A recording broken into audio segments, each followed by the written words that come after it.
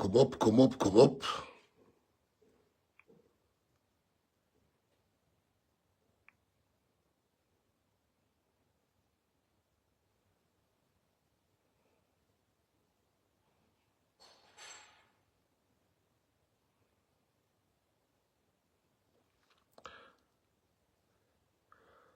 Kom op, kom op, kom op. All right, I got the agenda.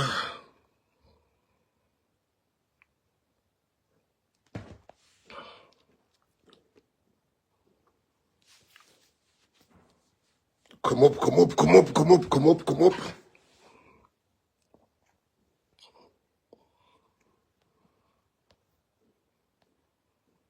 Elaine Batsis, Nant Press. Fiona Rademeyer. Janita Felix. Gay Liebenberg. How are you, Gail? Prophet Jay. Andy Domini. Neil Henson. Cornel Ryan.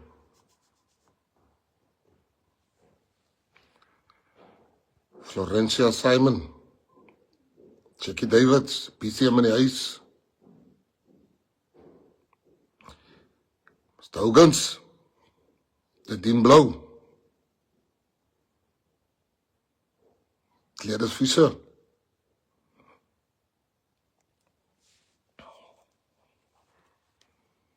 Daniel Chances. Yeah, already over 1,000.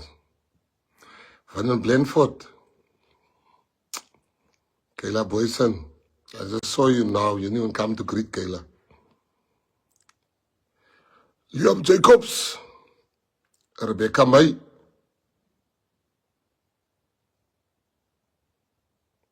Renee Rochelle. Jennifer Ford. Craig Bekers.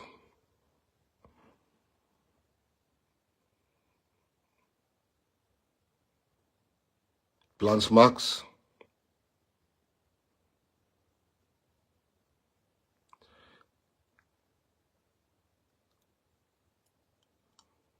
Chief Chaplain. David Adonis. Rodon Manuel. Aiki Rasul.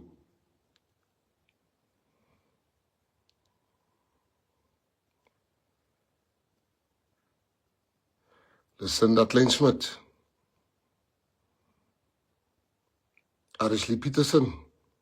It's really cold today. Darlene Webster.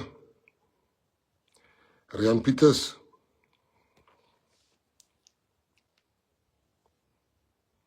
Ned Sturum. Cecil Human. Sahara Marubella.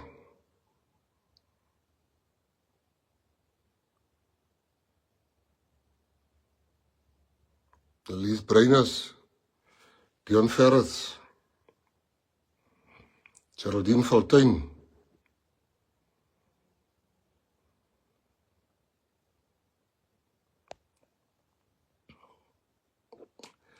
Guys, we got a lot of stuff to talk about tonight. So I'll go straight to the point. The points, there's like 1, 2, 3, 4, 5, 6 points. Sure. As you know how we do it here at the Patriotic Alliance, we speak directly to you. Let me start with the matter of Kenny Kunene. There's 2 matters of Kenny Kunene that I'm going to bring up tonight.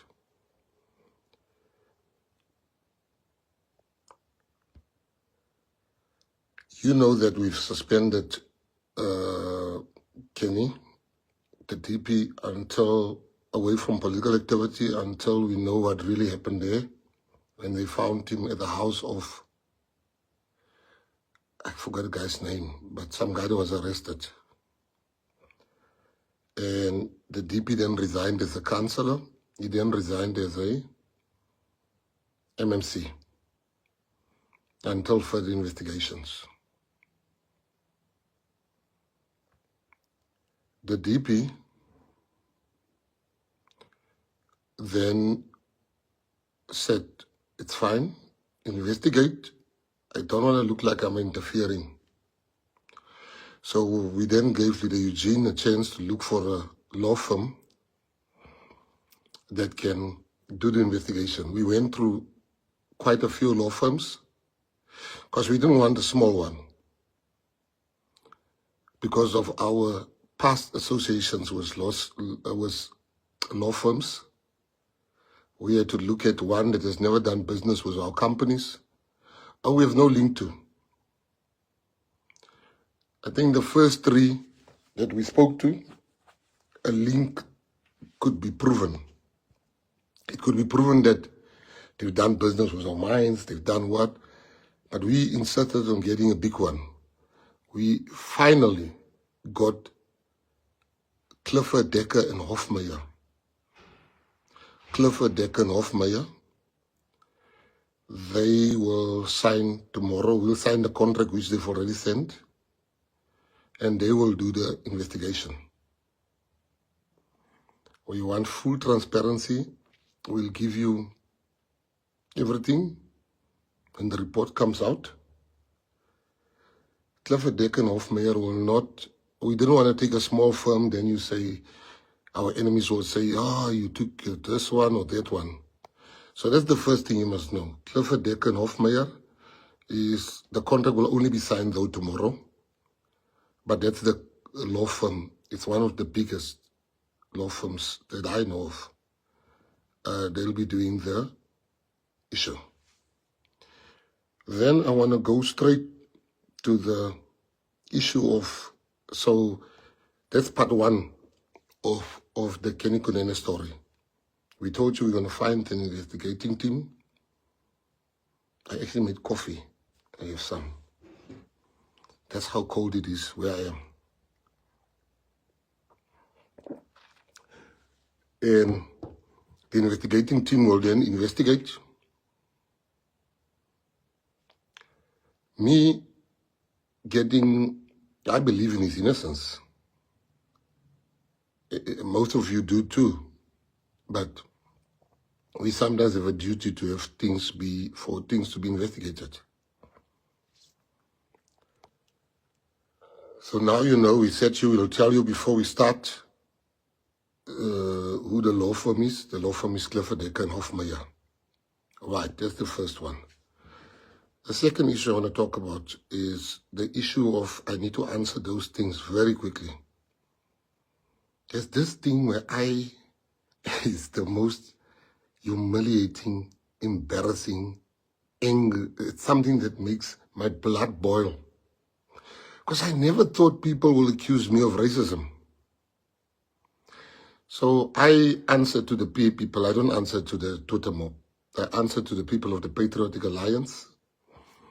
Our media has never had a time to this thing you can get an elementary student, a kindergarten student that is good to find out what I'm going to tell you now, if it's the truth or whatever. I'm still going to post everything that I'm saying here afterwards, just so that you can know that we're telling you the truth. Number one, in my entire life, I have never called anybody the K word. Never. Where's the victims?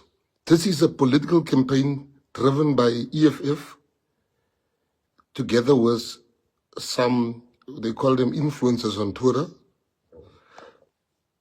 Excuse me.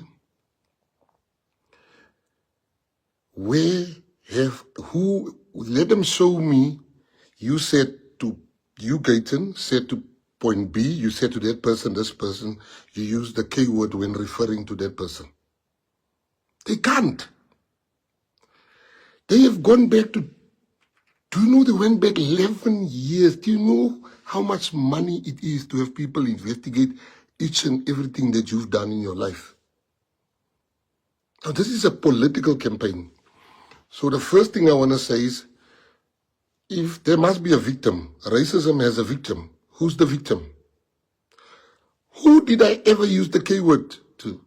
That's number one. That's the first thing they should prove. Alice Mal. I've never, but I'm coming to I'm going to go deeper in tonight, Patriots.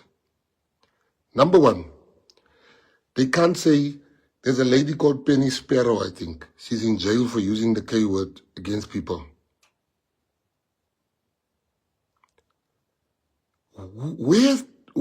Can somebody tell me where's the K word that I used against who?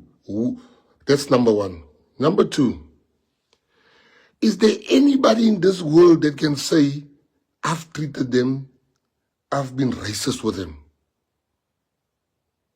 Anyone?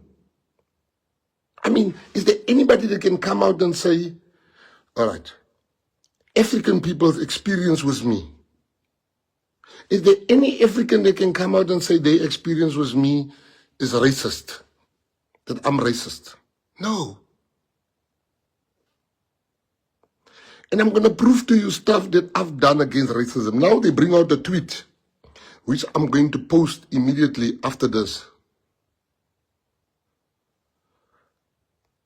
In this tweet, there's a person, let me just check the name.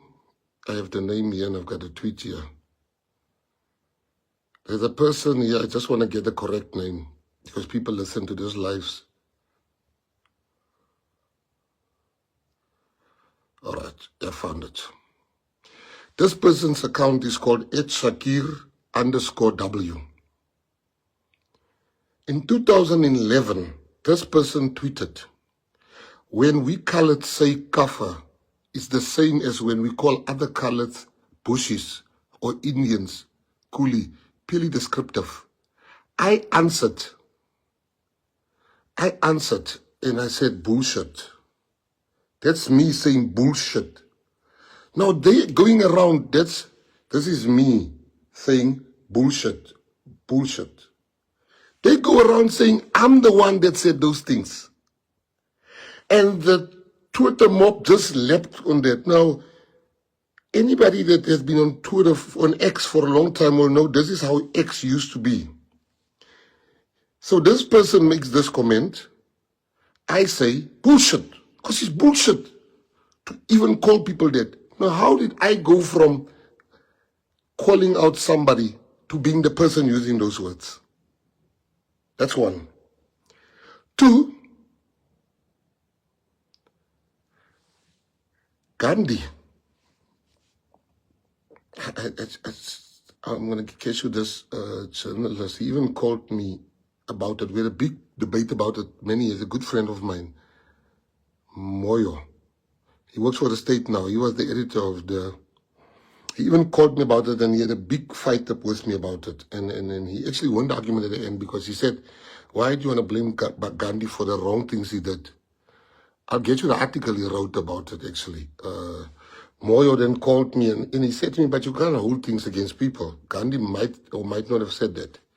Now, I then wrote, I said, verbatim, I quoted Gandhi, so you must Google on your own. Is it Gayton Mackenzie's words or is it Gandhi's words? At the end of the tweets where they say I used the word kafir, I quoted Gandhi and I said, Gandhi at the end. Now, all you need to do is you can Google my tweet and see on the internet, did Gandhi say those words according to the internet? Did Gandhi use the word kafir? Did Gandhi say those words? That's number two. I'm saying to you, Gandhi said those words, and if I just wrote those words without putting their Gandhi at the end, then I would have been guilty.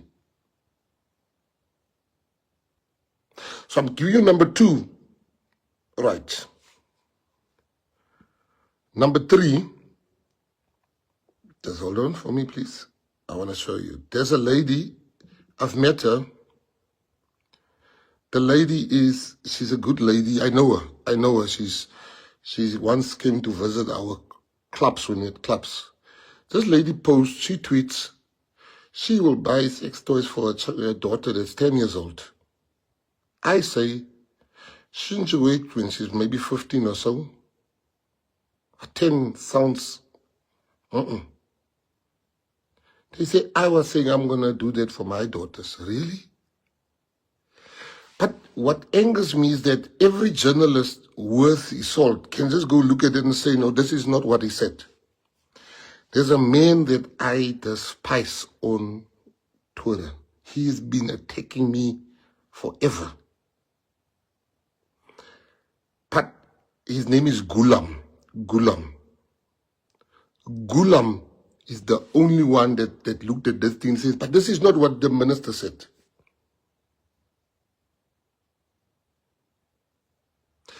I was so shocked that Gulam is the one now saying, but this is not what the minister said. Gulam is saying, no guys, let's not do EFF mustn't come with stories. That's not what the minister said.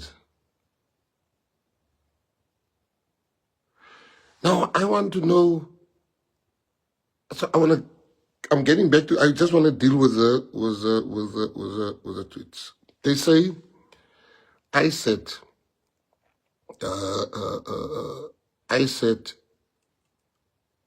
that I think Nigerian women are ape-like and whatever. Yes. What is the context? There was a big Twitter, what we would call that time a Twitter war. Was us, and they said very bad things about South African women, and we were going up and down, up and down. That time I was not in politics. I was just a playboy that time, living my life, having too much money in a real sense. And I said, you mustn't say South African women. South African women are the most beautiful. They don't show you that part. He says, South African women are ugly. I said, your women look like apes. I didn't say that. Will I say that today? No. Should I have said it? I don't think no man should ever say a woman look like an ape. Am I proud of having said that? No, I'm not proud. You know, I'll tell you a story. Like, this thing, there was a time when they would undermine, where South African women are being undermined by these foreign guys. And that was a Twitter, so I'm not proud that I did say that. That's my tweet. I think it's 2009. A twa, thank you, Bakang, that's the word. Let me tell you, and there was something like trolls. I was one of them. A troll used to say something to get a reaction from people those years.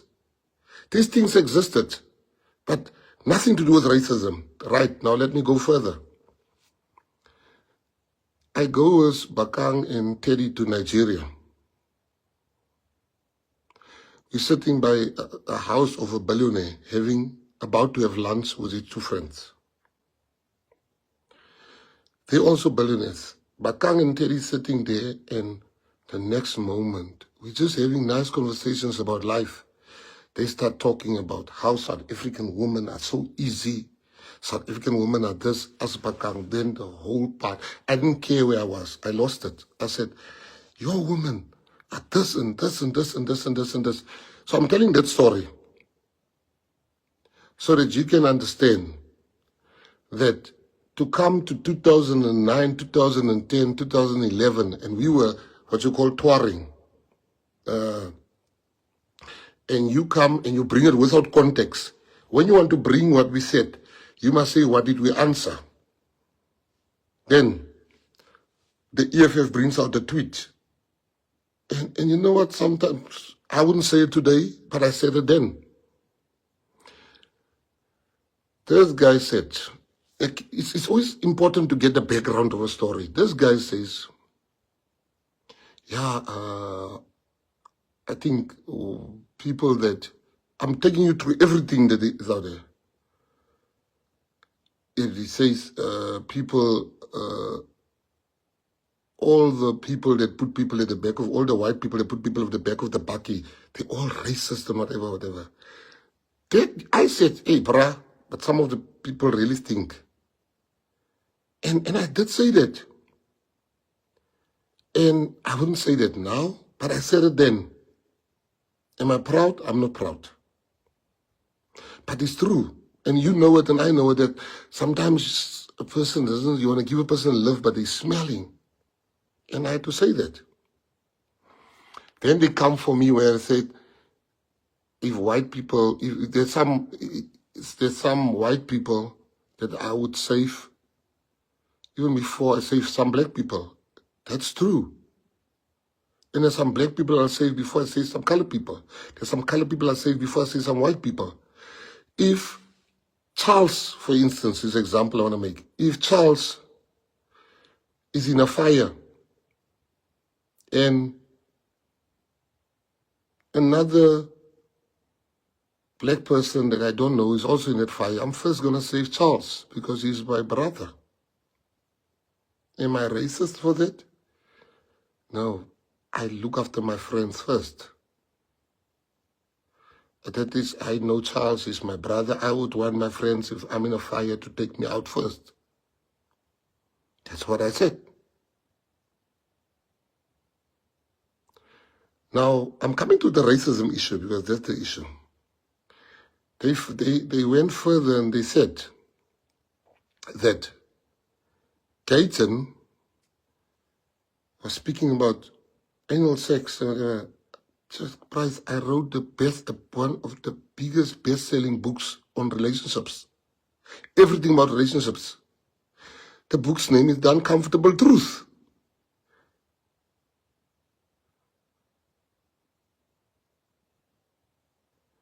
So when you write a book, you put lines that's in the book and you put it, and that's how we used to promote the books. They went further and they said that I said, I'm just trying to go through all the tweets that they said. They then went further. I want to answer. Charles says, you better save me, man, because I'm saving your ass over the white guy. Charles, don't make me laugh. I'm busy here. So, that because then I want to come to the issue of, I want to just deal with everything tonight. Let me go back to Kenny. We used to have a businesses together with Kenny. And you must Google this that I'm telling you. Then we had a big fight. Because I was doing schools. I was going around schools to warn children about crime. And Kenny was investing his money. He was about to invest his money into, they still call it a blue movie. Blue movies. I don't know. They used to call porn movies blue movies. This thing was even in the paper. We had a massive fight with TP to say, he said, we're going to be the biggest blue movie company. I said, I can't do that. Imagine speaking to schools in the morning and the afternoon I'm coming for. And he's like, no, let's just, you give me my money, you buy me out here because I'm going to invest my money into this blue movie company. It's the future. Porn is the future. You don't understand. Sex sells and whatever. He wasn't wrong, but I wasn't willing to do that. Not because I'm better. Because I just can't see myself owning that company. Now, Kenny was the biggest socialite you can ever find in this country. Kenny Kunene, you know, people don't know, you never see me in those sushi, the parties that he had. Those sushi parties was business for Kenny. It was content. It was content for him. It made him famous. It made him, he was paid millions by, you know, remember production houses. This Kenny Kunene was living in one house. He had 9 women in one house, all his girls in one house. Politics was the furthest thing from our minds. Kenny Kunene, I want you to Google Kenny Kunene, how many women lived with Kenny Kunene in his mansion. I know, he's my friend and my brother. That time, you rich, stupid, and young. And Kenny Kunene had 9 women staying in one house with him, and they all knew about each other. They became friends. They went to party together. I kid you not. He was the biggest ever socialite. He would say the most outrageous things for likes.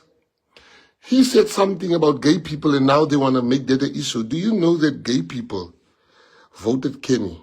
Gay people voted Kenny as one of the best people for them. They honored him at an award show. And Kenny went to go and get his award there because Kenny loves gay people. I want to talk about everything so that there's nothing that I'm leaving out. Now, that is the things we said. The first thing when I became a minister, they said I must delete my X account. Because there's things I said. I always want to be authentic, eh? That is who I was that time. I'm not going to do that. I can even delete it right now as I'm speaking to you. But I don't want to do that. I must own up to who I was at that time. I was a playboy. Kenny was the biggest. Let me tell you, we walk in London one day. Kenny, we walked, there was an escalator. People went crazy. I'm like, Kenny Kunene. I'm like, Kenny, how does people know you? He says, because I've signed a big deal with this Griever. What is his name? This biggest producer in London. Griever. He had the show was called The Idiot Abroad. Charles, what's his name? Idiot Abroad. Kenny used to do things, big things, make a lot of money. He fashioned himself as the Hugh Hefner of South Africa. He even started dressing like Hugh Hefner. Those gowns, he's got. And that's who Kenny was. Kenny threw the best parties in South Africa. The best parties. You know, people ask me about sushi parties, I wouldn't go and eat sushi of that. That doesn't make me better, but that wasn't my style. So, we would buy sports cars. We'll go crazy. Politics was the last thing on my mind. Yes, Carl Pilkington. And so Kenny would say we would say the most outrageous things because we are trolls on thing. But we never once said racist things.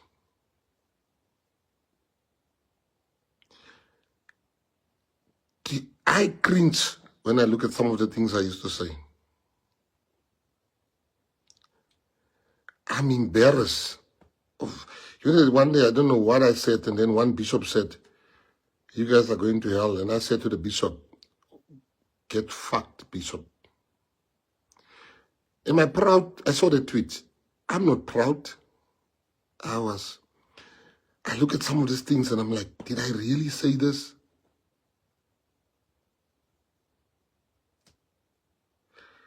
What, racism? Now I want to come to the one of racism. I wanted to explain the tweets to you. I'm going to post 2 tweets immediately after this. One where I was saying, where I tweeted, when I say black people, oh yeah, the other one is where I said black people will forever be poor and whatever. I was talking about us. And I'm going to show you, now they think I referred to black people. No, I referred to us. And immediately after this live, I'm gonna send you how I referred to, what's the balloonist, do you know? How I referred to black people.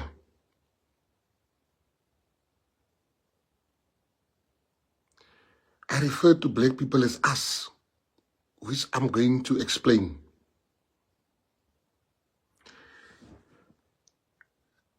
So with Kenny, you've never met somebody like that. You've never met somebody like Kenny Kunene. He was the biggest socialite you can ever find. Kenny lived a life living with 9 women in one house. That's when Kenny came to tell me he's getting married, he's in love. I said, please, Kenny, I'm not in the mood for your stories today. He said, you don't understand. I only want one woman in my life. One woman. I didn't believe him. He said, I'm in love. And that woman was Nonko. And I've never seen him so in love in my entire life. He is so jealous. He loved that woman. He's a family man today. That woman has transformed Kenny Kunene not even his ex-wife transformed him in that fashion.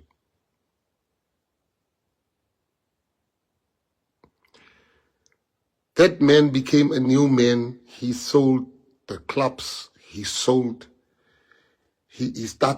this lifestyle of family. He is a different man.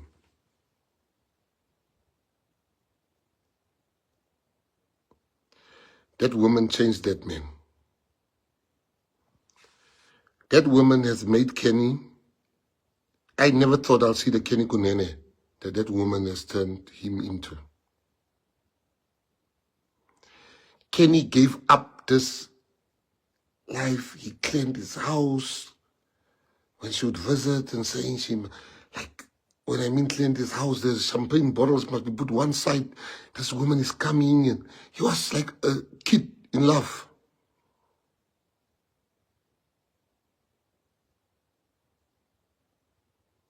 Right, so I answered that one. So I'm going to go through everything. So when you see outrageous things from Kenny that he tweeted and all those things, we were just crazy when we were young. Or when we were not even young, when we were living that lifestyle. Kenny had his own reality show with sports cars and stuff like that. We were just living the life. So let me move on. Who is Gayton Mackenzie? Because now I hear I am a Zimbabwean. I hear there's another one somebody sent me today. Let me just check it quickly. I'll tell you now what it is. I even laughed about it on my own account. I can't remember. McKenna. My father changed his name to McKenna. My father did this. They say, hey, so I want to deal with this issue today. Who am I? I have only one name, like a dog. My name is Gayton Mackenzie.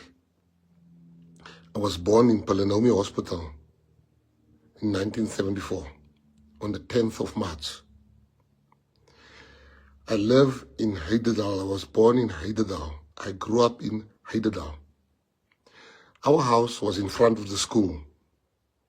My teacher, my first teacher was Juffrou Ivy. Patriots said to me, Alberto and them said to me, the other day they were doing work as PA and she came, Juffrou Ivy, God bless her. Ivy Stallenberg is her name. That was my first teacher, Mrs. Ivy Stallenberg. And the PA people told me that she came there. I think they recorded it, Sperto. You can post it. And she said, do you guys know Gayton was in my class. And I think they sent me a video, but I think the people from Bloem, if you still have that video, please send it. I went to Olympia Primary School. My first principal was Mr. Monty van der Merwe. He then died. I don't know, was it suicide, I think? When I was standard 3. I can tell you all my teachers, Mevrouw Nijke. I can tell you the one passed on this weekend. My heart was so sore, Minister Vries. He passed on this weekend. I was supposed to have gone to his funeral, but I couldn't make it. Mr. Vries.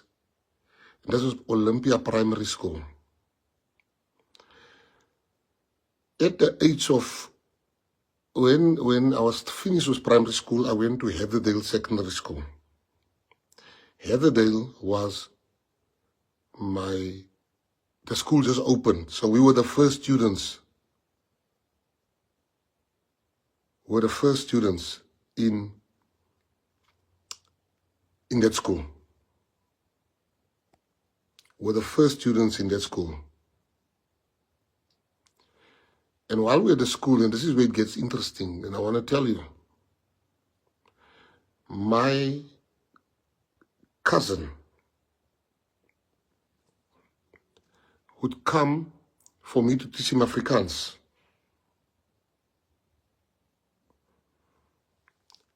And my cousin would come from the township and to teach him Afrikaans. But my cousin didn't have textbooks. So I said, why don't you have textbooks? And he said to me that black people don't get textbooks for free in the township schools. I said, what? I then, as young as I was, arranged a march. I still have the pictures of me with my Mandela t-shirt. I arranged a march with some leaders, and we marched. The first time colored people in my area, we marched to the township in solidarity with the kids because we got free textbooks. We then said, we're not going to write exams. And I was leading that whole protest. Now the whole Hidedal is watching. Someone that's watching. Somebody can come out and say, you lie. I'm telling you, that's why I want to come out and be totally transparent. We have gone, we marched, the cops were looking for us, we were toy-toying. I remember we decided we're not going to write exams. And there's children, people that was with me in one class. And we said we're not going to write exams. And I woke up one day, and my friend Dorian Campbell, I couldn't get hold of her. And Dorian is busy writing exams, Dorian Campbell and them. Dorian is probably on this life. You know what I did? I then took this water thing. And I went and I sprayed with my friends. We sprayed water on the exam papers. Because we said we must stay in solidarity with the black people in the township.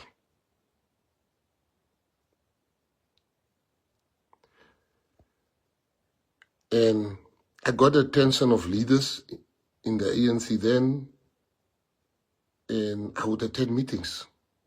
Now let me stop there and come to my main point of who I am. I have my father. I've never met my grandparents. Never met them. I had one died 2 days after. 2 days after I was born, on the 12th of March, he died. My father, I couldn't understand my father, his sister, why are they so white-skinned? And they said, and I was told no. And I had like China eyes with blue eyes. My eyes changed color. And I couldn't understand, why do I sometimes have blue eyes? What's wrong with my eyes? Why is my eyes like a China? And my father said to me, because your grandmother is Irish and your grandfather is Japanese. I'm like, huh? Do you have pictures? And he says, I have pictures. I still have those pictures today. My mother is a black Sotho woman. Now, I have never loved anybody until my kids arrived more than my mother. Never. I have never loved anybody more than my mother until my kids arrived. My mother is a black Sotho woman. 100% Sotho. My grandpa on her side is Sotho. My family on that side is Sotho. That's why I am fluent. Ke tseba bua Sesotho. Ke bua hantle. Ha ona ntseba ka Sesotho. Ntho ka buang ka Sesotho nka o mamela nka o jwetsa hore wa ntseba. Ke bua Sesotho se paqameng. Ke tseba Sesotho se paqameng. Ke bua from dikgomo, hailale. Ke tseba bua Sesotho hantle. My mom taught me. My family, my black family, African family taught me. On my father's side, we were speaking Afrikaans. I wrote my matric paper in Afrikaans.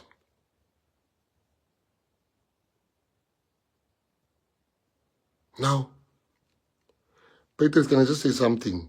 A lot of EFF people are on this live. It's deliberate. Ignore them. I'm talking to you. I could have gone and have a press conference. I could have gone and done this. All I'm going to do is release a statement tonight. But I wanted to speak to you because you're always defending me. So you must know who I am. I know you believe me. But I have to tell you, I said, who am I?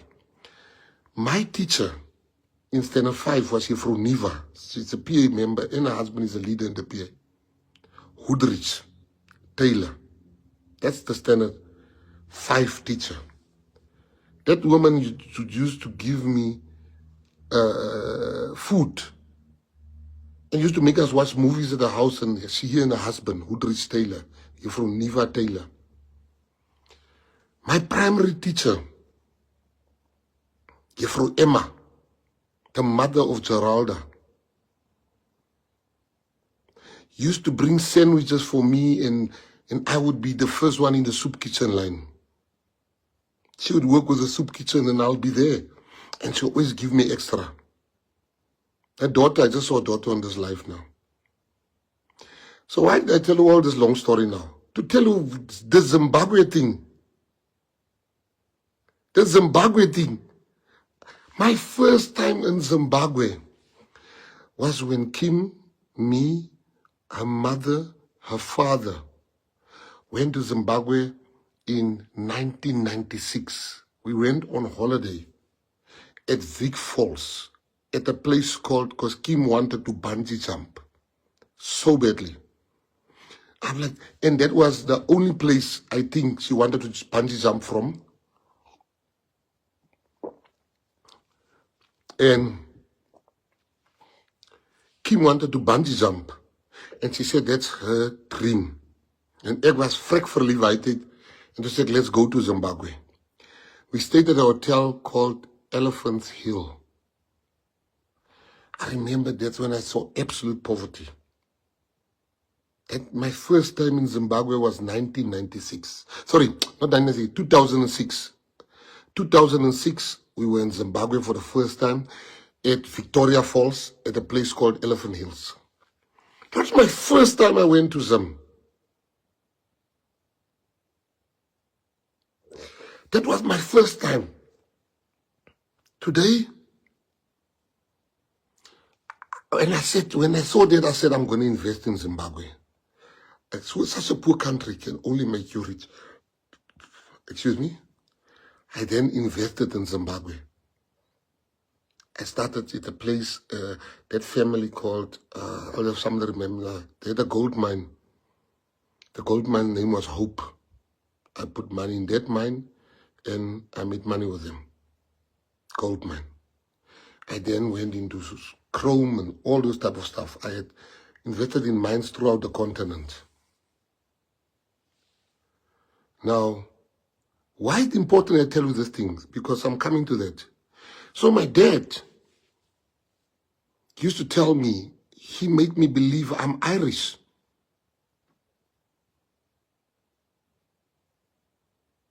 He would say, we Irish, we Japanese.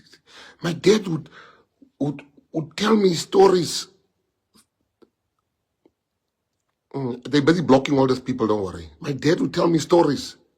From my mom's side, weekends I will be with my cousins in the township. So I always saw myself as black.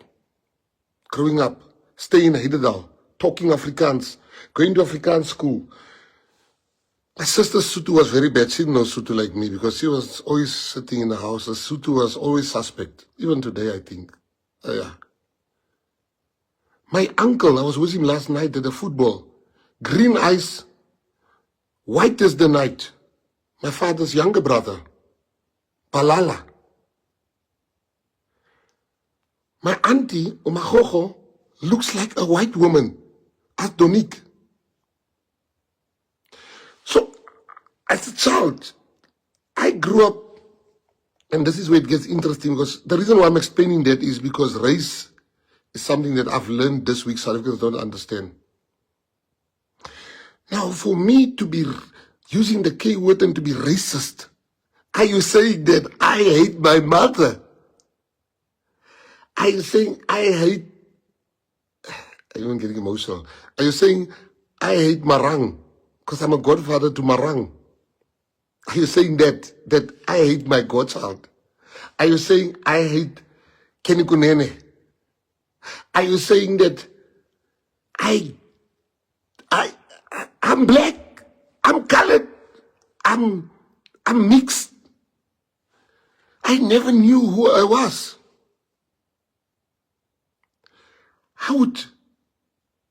I speak Tswana, I speak Sotho, I speak Afrikaans, I speak English, I speak a little bit of Sepedi. I grew up. One day my father said, "You're not black. Stop saying you're black. You're not black. You're not black." My dad would say to me, "I'm not black. You colored." When I'm with my dad, I'll be colored. When I'm with my mom, and my mom will say, we are from chiefs. You have royal blood in you. We are from chiefs. Your father was a chief. She told me a story of her family, the Silibalos, that helped the king of Lesotho to win the war. I grew up with all these rich stories of who I am. I spoke Afrikaans all my life. Afrikaans is my first language. Sesotho is my mother's language. I grew up with a white culture that my father instilled in me. Charles said something. We were at the... Charles, where were we where you said, "Oh my word, gee, I saw you." Charles, you can text here. We were somewhere, we were lots of Afrikaner guys, and you're like, "Gee, you fit in so nicely." I said, "Because I grew up with the culture of Boet and Sarki." Now, for some of you who don't understand, why am I telling you all of this? I'm telling you all of this so you can understand I'm not a Zimbabwean. I'm telling you all of this to tell you that who my primary teachers were, who my high school teachers were. I'm telling you all of that to tell you which hospital I was born at. Now, you believe me, I know, but I want to kill this thing once and for all. I don't know how to speak Shona.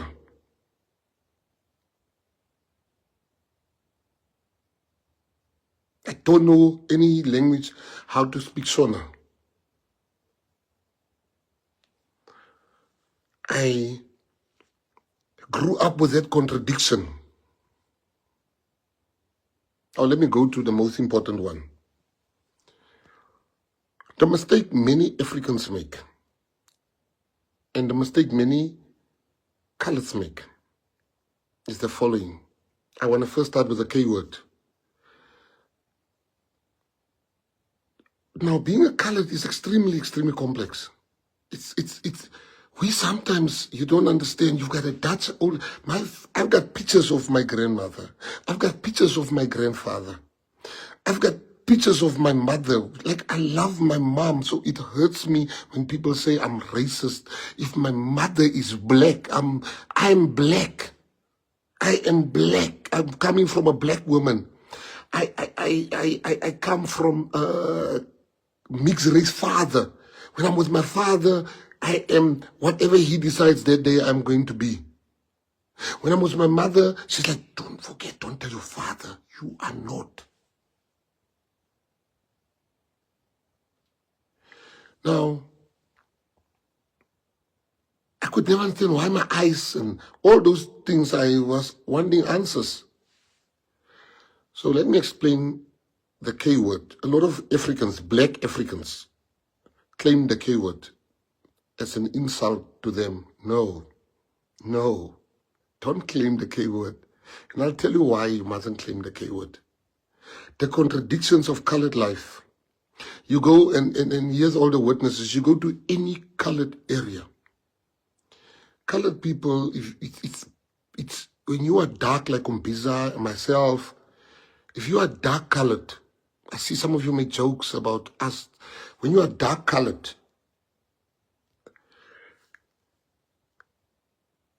there comes a lot of contradictions with it. In some of the, every colored area has a dark colored with the name Kafachi. It's true. It's wrong, but it is there. Kafachi.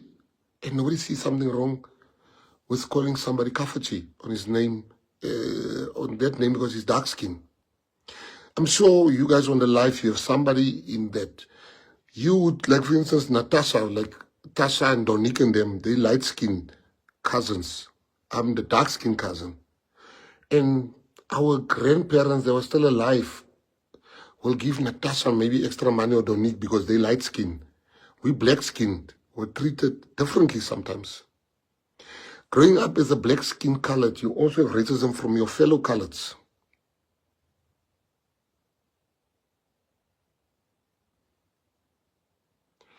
We had racism from our lesser. We had racism from, it's true, I'm from the dusty streets of Hyderabad. We had racism in, sometimes you will be hearing at school, "Han, Chokafa," from a fellow colored. And you know that to be true. That's the contradictions of colored life.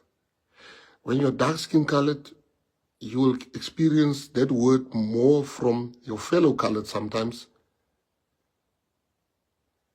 than what black people would experience from white people, because there's racist white people also, but they don't go to the township and call people the K word.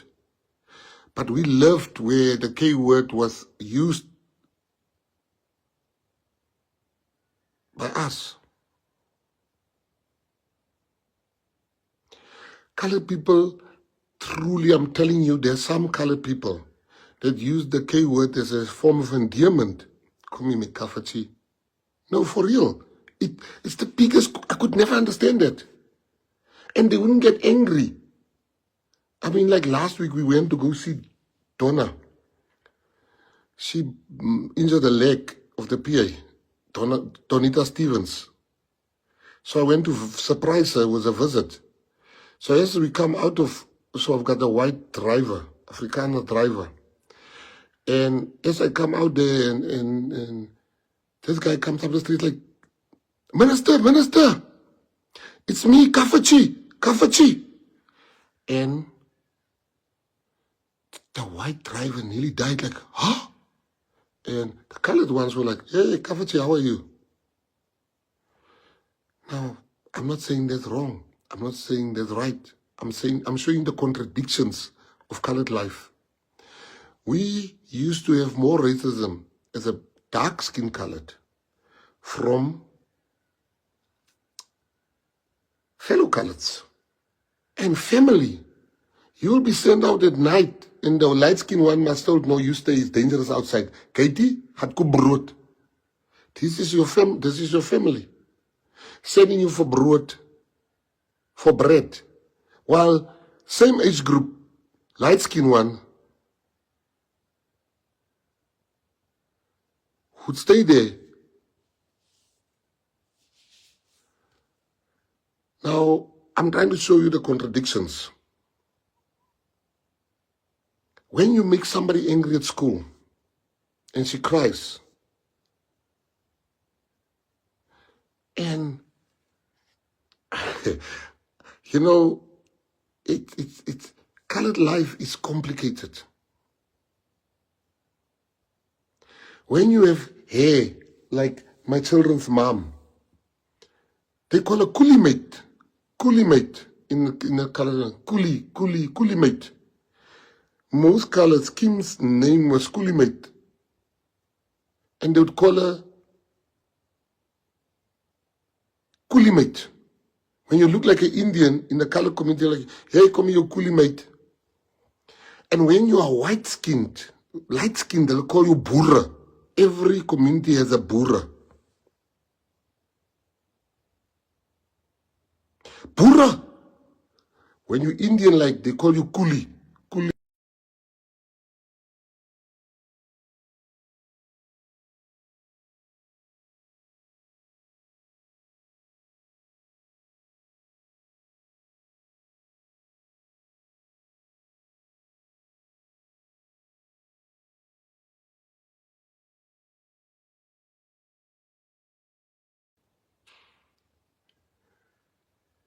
Now, I never saw myself as anything else than black. I saw myself as black. And I'll show you when I tweeted as black. So when I say that your hair straight, they call you coolie and whatever.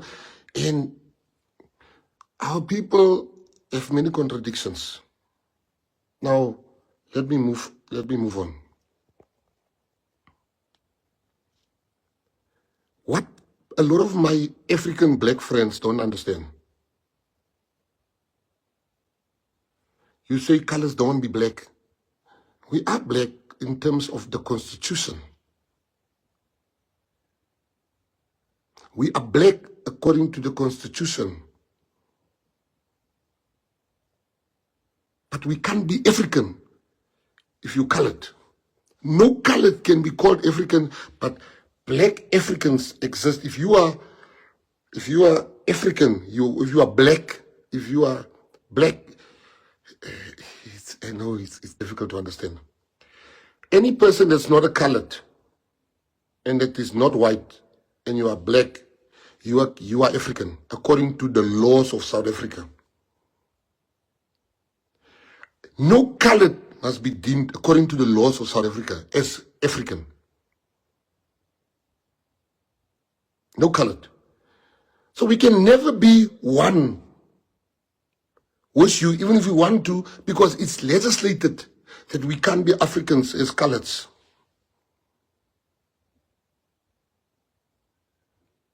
We are black.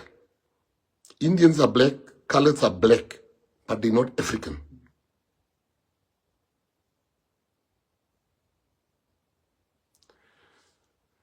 Now why is that significant? Because the opportunities first go to the Africans before it comes to the blacks, legislatively. Now, even if you want to be one, which we do want us to be one, it's called the national question, which has not been dealt with. You know, you look at it's very rare at some of the color schools sometimes those years, it's always the long hair girls and the Kladahara, they the Wolfsian and Wolf Macy, and those are the contradictions of growing up. We've moved on. But we also as a colored community had to find healing. I fired one of the hardest working people that helped me build this PA then. And I wish she can come back because people need to. She just got angry and she left. But I would relate it. From Ekurhuleni, because she used the K word. The SG fired the pastor that used the K word. Now, how do I fire people for something I do myself? But I'll give you the reasons of why this is happening. Now, if you want to get to me, accuse me of everything, not racism. I'm black. I'm colored. I'm everything. I'm mixed. That's who I am. I speak all those languages. I speak the language of the white man, the colored man. I speak the language of the black African man. Now, don't come with me with lies. And people are jumping on the bandwagon, you're racist, you're racist, you're racist, you're racist, you're racist. You are a victim of a orchestrated campaign. Imagine, think back, you know how deep they had to go to come to 2011. And then EFF, Mashaba, he's got problems in his own party. People are leaving, joining us, joining everyone.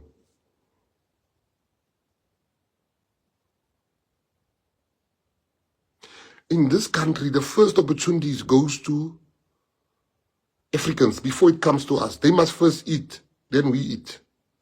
That's the law. If a black child and a colored child and a white child go and look for a job, the black child is going to get preference, then the colored child, and then the white child.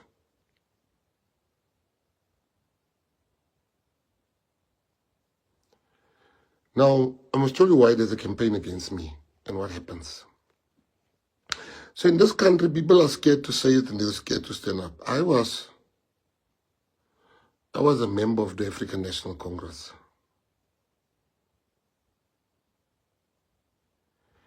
And I always saw myself as one. I was never part of the DA or any party for that matter than the ANC. And when I realized the national question is not being addressed, because colored and black people are the same. They fought the same struggle. I always tell you, when they jailed Walter Sisulu, they jailed Neville Alexander. When the police killed Steve Biko, they killed Ashley Creel. When they killed Andrew Zondo, they killed Alton French. When they imprisoned Mandela, they also imprisoned Harry the Strandloper. When they hanged Solomon Mahlangu, they also hanged Rivers. When they, June 16, we had the Etlun massacre. That's our story. It is intertwined, it is together with black people. But when the opportunities came, colored people were put one side, and that is where the fight starts. The fight started there. Where colored people, I don't think well-meaning African people understand the story of colored people, and I'm going to use the next 4 minutes to tell you the story of colored people. Every day, 15 colored people die. More than people that dies in Ramallah, in Palestine. But we've never seen solidarity for the colored people from our leaders. But every day we saw them wearing scarves, flags. They never had moments of silences for our children that die. 3 weeks ago, one weekend, 23 people died. There was not one moment of silence. There was no flag. This fight, gangster fights, has been going on for the past decades. Nobody does nothing about it. I am the one, when there was in Menenberg in 2013, when 83 people died over the period. Every day was 5, 6 dying in Menenberg. I took the leaders of the Americans and the HLs, the hard-living kids. I made peace there together with my team and Daniel's father and all those people. We made peace. In Worcester, when the people children couldn't go to school, Gayton Mackenzie went there with his team. Last year, when there were, which place was it? We went to go make peace between the gangsters. And I want to prove that I want you to know that the guns that kill colored people all come from the police force. And that will be what I'm going to take to the commission. How come for 3 decades the police guns are killing people and nobody really, they've only had 2 arrests, I think. Very, and those people, when they were investigating colored policemen, when they cracked this case of who gives the guns,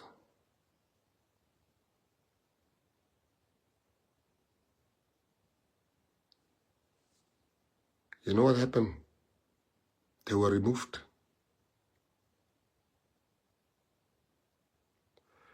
Colonel Kanye was shot dead in front of his house because he was also making inroads. So what am I trying to tell you? I'm trying to tell you that colored people is nothing in South Africa. And that's the truth. They didn't have a political home. They first voted for the ANC. Then the ANC didn't treat them well. They then went for the DA. And then the DA didn't treat them well. But they were stuck.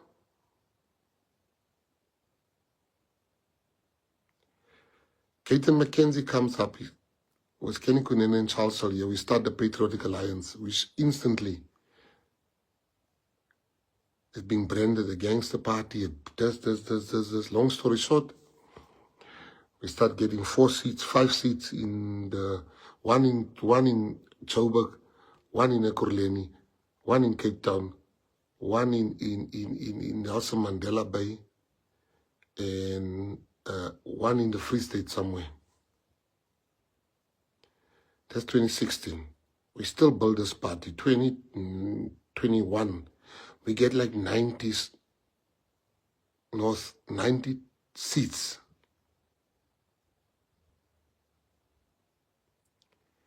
2024, we get 9 seats in Parliament.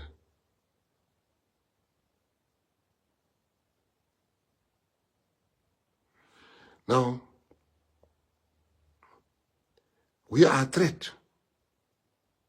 Because for the first time, there's colored people together with black people stand up.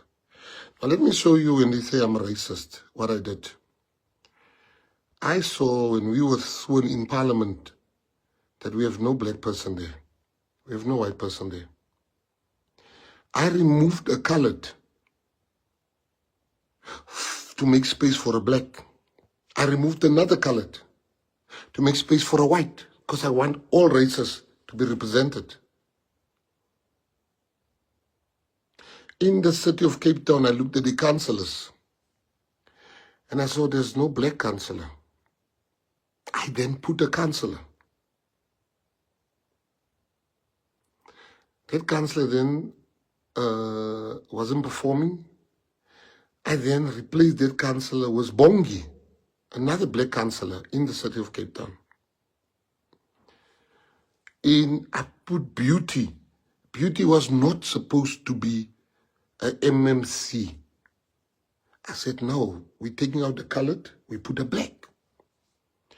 And we put Beauty Charlie in as the MMC then. City of Joburg, I realized that so many people in PA, colored people, I removed 2 coloreds, 1 colored. And I put, no, 2. It was Renee I removed and Theo.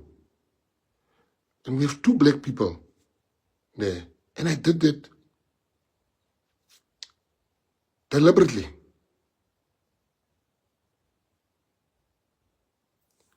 When we had to put a MMC, a MEC in Gauteng, I put a white guy there.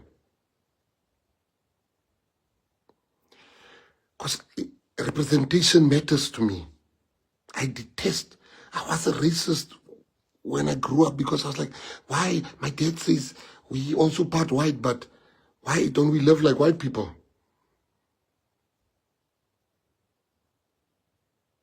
So you are a threat to them because the election is around the corner.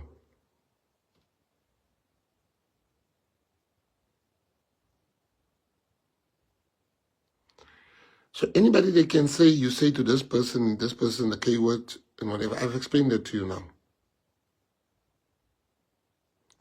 Come with me, I'm black, I'm colored, I'm mixed race. If I go to sit in, like yesterday, this morning, I was having breakfast at a quick meeting this morning in Bloem at stadium. It was 2 black people. We were talking Sotho there, the whole meeting.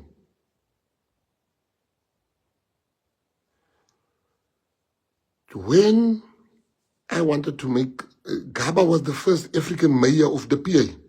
This just reminded me. Now, is this the actions of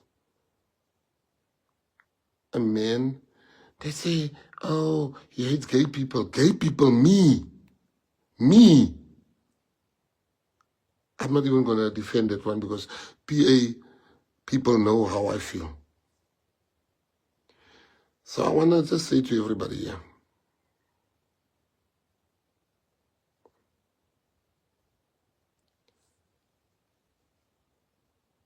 What you see happening here now is them being scared of 2026. But we are supposed to just be short. We're supposed to say nothing. We're supposed to not get opportunities. We're supposed to be happy with the fact that our children's CVs get thrown in the bin. You know why I respect Panyaza? I'll tell you a story. I respect him. I went to the funeral of a guy I grew up with, and I haven't seen him for 20 years. And I went, and he became a PA member in Ekurhuleni. Somebody can just think.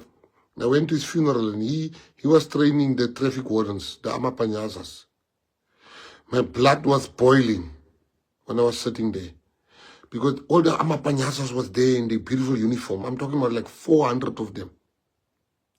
And every 3 minutes, they come and cover the coffin.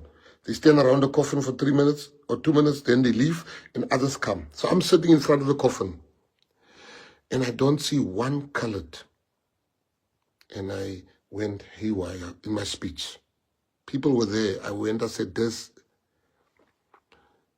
Panyaza called me, says, you are right. We will fix this. And he did fix it. Pastor Marcus and them, Paul Jacobs and them, Pastor Paul Jacobs and them, they were helping people fill in forms, colored people.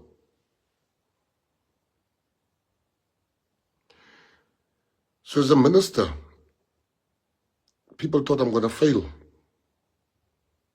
So there's a concerted effort to get me out. Will you succeed? I don't know. But I'm just grateful for the opportunity that I've been given to be a minister. Whatever happens to me, I'm going to go and work the ground for the PA after this. But you see, I want to tell all of you, and you know it, you can deny it, you can do everything. The reason why you're all coming for me is because I stood up against racism, against colored people. Where they said colored people are having a relationship with their children, their sisters, and their cousins. When you said colored people are crazy. And I don't believe in cancel culture. I believe in restorative justice. I believe in consequence culture. I can never destroy those kids. It was never the intention. But I want to make sure, because if I don't show those kids the error of their ways, I'll be destroying them. But colored people were supposed to say nothing. Yes, yes, we are incestuous. Yes, yes, we are crazy. That date is over. That time is over. Let me tell you something. I respect the president of the country so much, and I will never, ever have anything bad to say about him, because I've seen the hard work that he puts in. But unfortunately for some of you, I'm really not desperate for the job. I've had my own protectors. They're still getting paid, although they're not protecting me. I've got cars, I can drive myself. These things are not phasing me of having a driver. I've had those things. Everybody knows that. I took this job because I want to deliver a service. So this campaign to get me out with stories and lies that I'm a racist,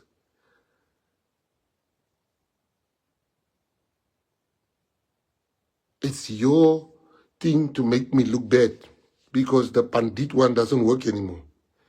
We win by-elections. Where's you calling us Pandita? All of you, Mashaba, your party is going down. I saw a copy of the poll that you have that puts you at under 3%. Where does it put the PA? Now you want to come and find relevance with me, a man I had so much respect for. You could pick up the phone and ask me, is this true?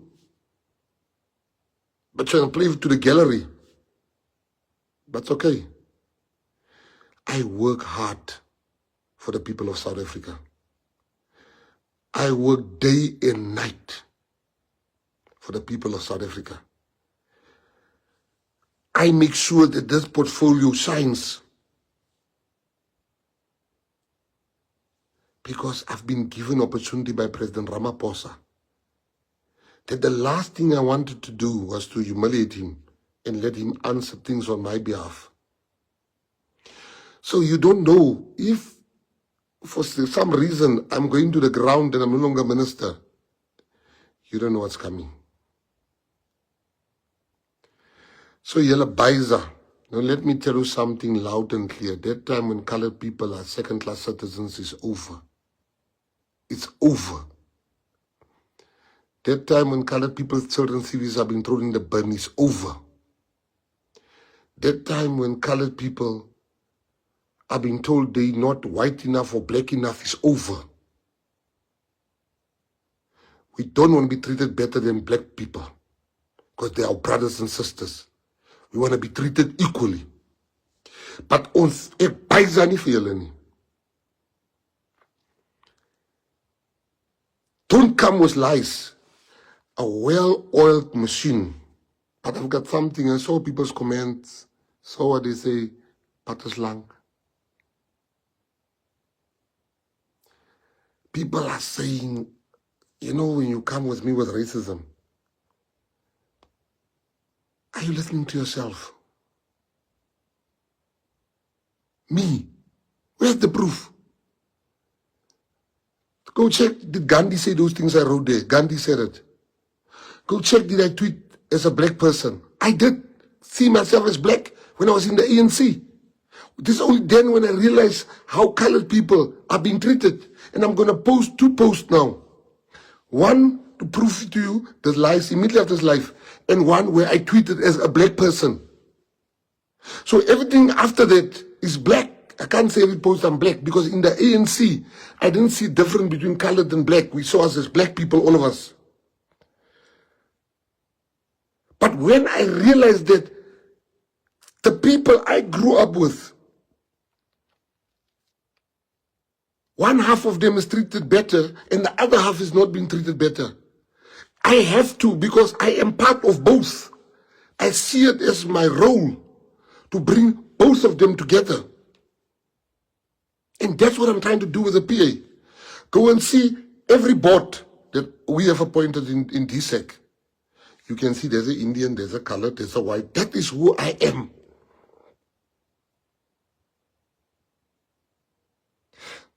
So Masaba is now jumping on, trying to be relevant also with a Gayton name because he sees the Gayton Mackenzie name sells newspapers. It's Gayton, yeah, it's Masaba, it's Malema. Malema can't have a press conference without speaking about us. Doesn't speak policies. He speaks gossip about Gayton. It's like he speaks about Gayton gossip. I don't know why have I become so important that people sell newspapers with my name. And those ones on Twitter, they think Twitter is everything. Twitter is not a ballot box. Now you come and say I'm racist and all those things. How can I have children with a black woman? Guys, imagine the Patriotic Alliance maak julle bang, and you must be scared. We took from the ANC in Sutherland. We took from the DA in Mossel Bay. The PA is the only party in the city of Joburg, other than the ANC and the DA, that is win an award. Not even Mashaba could win an award. PA is the only party in the city of Cape Town, outside the ANC and the DA, that won an award. Kensington. P is the only party in Drakenstein outside the ANC and the DA that won an award. You have reason to be scared. Ons paisani. Ons paisani. Ons is van die PA. We are coming for 2026. We are contesting 4,400 wards. And the majority of the wards that we are going to contest in is considered black wards. Is that the actions of a racist party? With a racist leader? You see, the whole world can turn against me. I'm used to that, but not Patriotic Alliance members. That's why I came here today to tell you. The media is full here. They can write whatever part they want to write. But the good journalists will say, let me go look at those tweets. Yes, there's things that we all said that we're not proud of. I'm not proud of some of the things I said. But don't come here and give me selective tweets. Some of the tweets is not even mine that I see now floating around. People are now making AI tweets and just say it's me.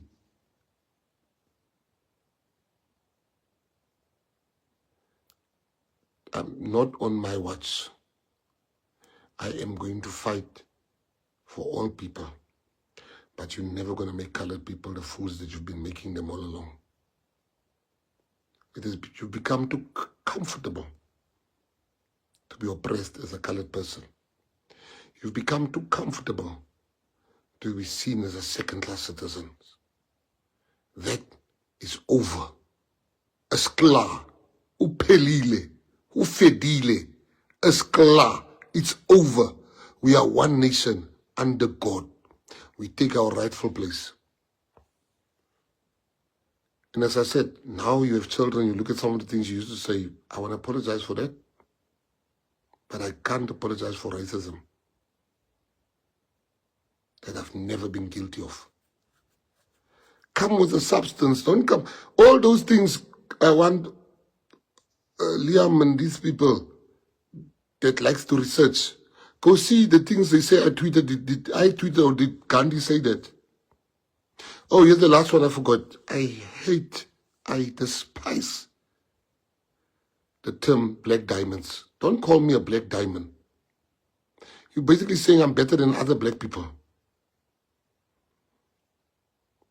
I hate that. I tweeted to say, you are actually saying I'm a better K. I've never seen myself as a colored when I was in the ANC. Because I never saw myself as black.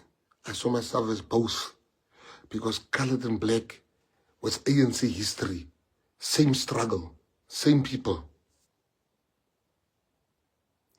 So you can write all the nonsense you want to write. I'm just happy for one thing. They've reported me to the Human Rights Commission. They've reported me to the Ethics Committee. Now people can investigate. So I've decided I'm not going to resign. You guys are calling for me to resign. I'm not going to resign. I've got work to do for South Africa.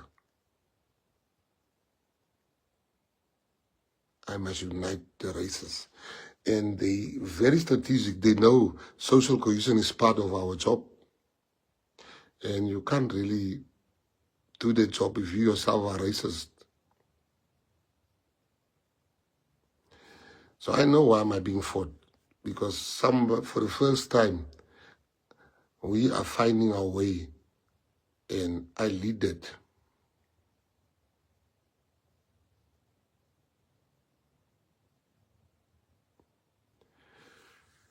So I'm saying to you that if you've never said anything or written anything that you're not proud of in your life, may God bless you, continue to bless you. But some of us said things that we're now older, you look back like, did I really say that? Yo, I shouldn't have. That wasn't cool. But racism, never. Accuse me of having been an asshole. I'll plead guilty to that. Accuse me of being insensitive at times. I will on social media. But don't come with racism. Asshole, I'll plead guilty. Insensitive to people's feelings, I'll plead guilty. Stupid, I'll plead guilty. But never racist. I can't be. Against who? Only white people can maybe say, you've been racist. Then they would have a case against me. But how do I be racist against my own? I can't be.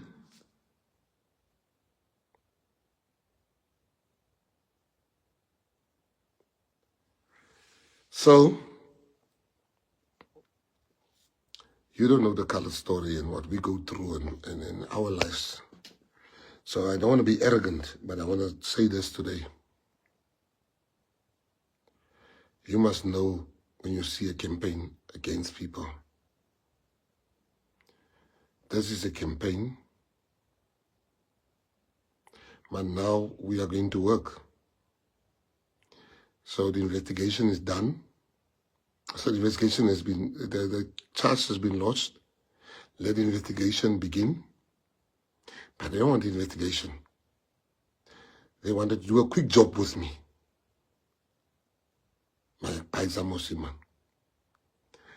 They don't want, now imagine a man removing colored people so that black people can come into city of Cape Town, into city of Joburg, into parliament. I did that as the leader of this party. I said, I'm not going to lead a party of only colored people. Never. I brought Lorato Matupa in. I brought Bongi in Cape Town. I took so many beauty in them.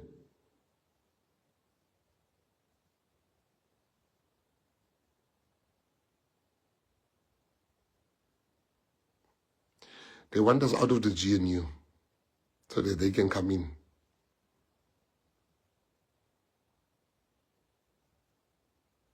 So Mashaba and Malema was had Zana by the ballot box. Was had meat by the ballot box. 2026, you look at Gayton. If God calls me home today, this party will still show you flames at the ballot box. So you're trying to distract me. I'm going to just continue with my work, but I'm going to have to post those 2 posts so you can see everything I've said. But they would not accept that because they want blood, but they're not going to get my blood. Imagine my godchild is black, my mom is black, my cousins are black, half my family is black, I'm half black, and you say I'm a racist. You're really mal mense, man. My kids was a black woman. What are they? I don't even know. The contradictions in color. You know, you look at us, we got China eyes. You get somebody that's black, black, black. Because have you seen how nice Ziombisa is? How nice Ziombisa is? But he's black. How some white colors have the worst hair. How me, look at me dark, but I've got blue eyes. I don't wear contact lenses.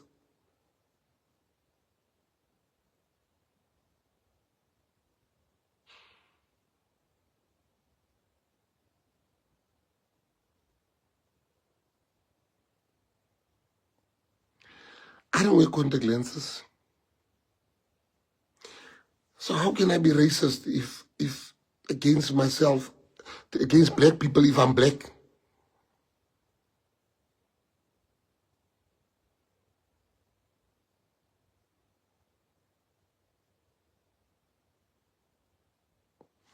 So I tried, is there anything here, I'm still going to stay on this live for 5 minutes. Is there anything that you wanted me explained? That not. So just know in silly season of the elections, silly season of, and guys, let me tell you something. They say, yeah, I love the blue lights.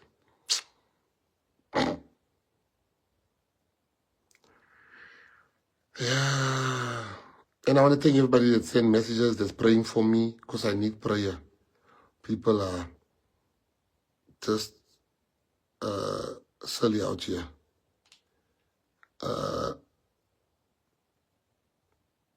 Election season is upon us. So if there's anything that you think I have not addressed, please tell me now.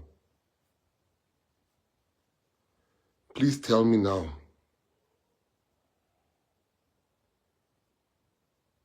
So that I can be transparent with you.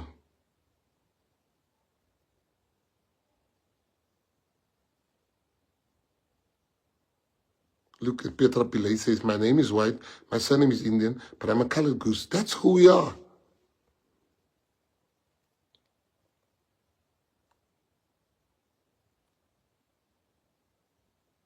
So,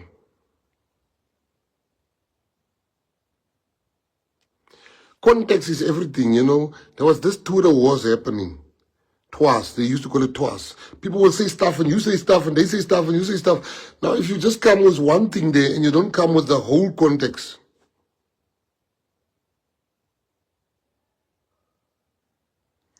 So the reason why it took so long tonight, I'm so sorry, an hour and a half of your time. I wanted you guys to know you have the true story. I'm going to post those 2 tweets just to show you I tweeted as a black person. So when I speak about black person, as black people, I speak as myself.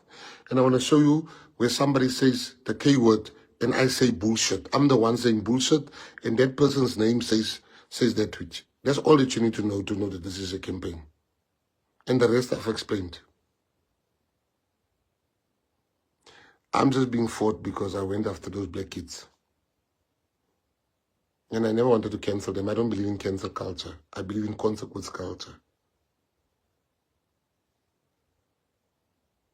So, at Baizani, whatever happens, happens. If I have to come to the ground, I will be there. With Baiza Mosiman.